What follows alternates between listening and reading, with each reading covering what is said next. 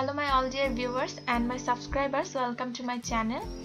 আমার আজকের রেসিপি হচ্ছে বেগুনের ভর্তা। এটা হচ্ছে ভাজা বেগুনের ভর্তা। তো চলুন ভাজা বেগুনের ভর্তা কি করে করতে হয় দেখি। কড়াইতে তেল দিয়েছি এবং স্লাইস করা বেগুনগুলো দিয়ে একটু নেড়ে লবণ দিয়ে ঢেকে দিব।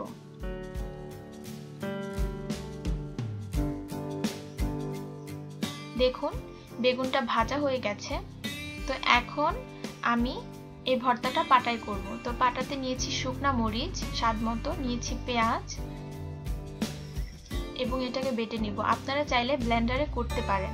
ব্লেন্ডারে করলে সবগুলো উপকরণ একসাথে দিয়ে ব্লেন্ড করতে হবে। চাইলে একটু পানি দিয়ে ব্লেন্ড করতে পারেন, না দিলে ভালো। এখন বেগুনটাকে দিয়ে পাটায় বেটে নিতে হবে, সাথে ধনিয়া পাতা দিয়ে। তো পাটার ভর্তা তো পাটাতে খেতেই স্বাদ, তাই না? ব্লেন্ডারের থেকে যদি পারেন, বাসায় যদি পাটা থাকে অবশ্যই পাটায় ট্রাই করুন। আশা করি আপনাদের খুব ভালো লাগবে। সবাই ভালো থাকুন, সুস্থ থাকুন এই কামনায়। আর ভর্তার রেসিপি আরও দেখতে চাইলে আমার চ্যানেলে যারা সাবস্ক্রাইব করেননি অবশ্যই সাবস্ক্রাইব করুন এবং সবাইকে আল্লাহ হাফেজ।